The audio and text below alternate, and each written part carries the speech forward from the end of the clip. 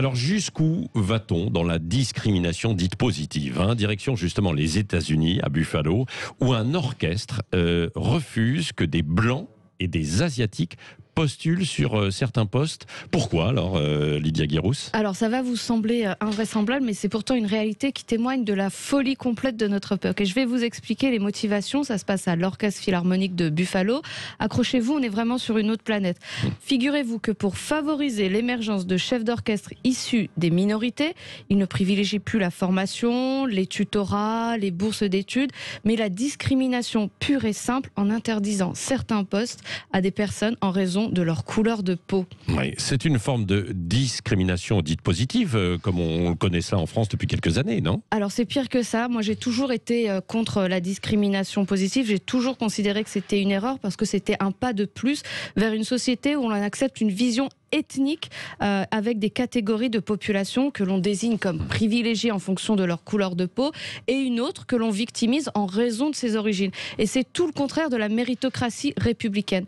À Buffalo, ils vont beaucoup plus loin. Sur une publication d'emploi pour être chef d'orchestre, ils listent les minorités pouvant prétendre à ce poste. Et entre les lignes, on comprend que d'autres minorités ne peuvent pas le faire. Ils favorisent une partie de la population et excluent sans scrupule d'autres parties de la population.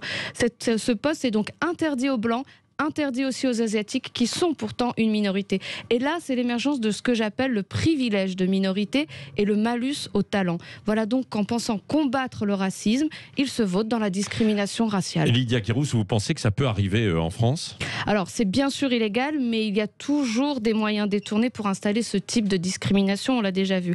Et comme la France finit toujours par importer toutes les névroses américaines avec quelques décennies de décalage, on peut craindre que dans les années à venir, de telles offres seront publiées. Alors mon cher Patrick, vous, le mâle blanc, vous n'aurez pas le droit de postuler. Et Cécile, non plus d'ailleurs. Quant à moi, c'est ric-rac, car ce ne sont pas nos compétences qui vont être en question ou notre motivation, mais notre couleur de peau, et là-dessus, on n'y peut rien. Quelle régression! Hier, les racistes, qui classaient en fonction de la couleur de peau, étaient poursuivis par la justice, condamnés même, et aujourd'hui leurs vrais héritiers sont ceux qui pensent lutter contre le racisme en utilisant les méthodes racistes d'hier.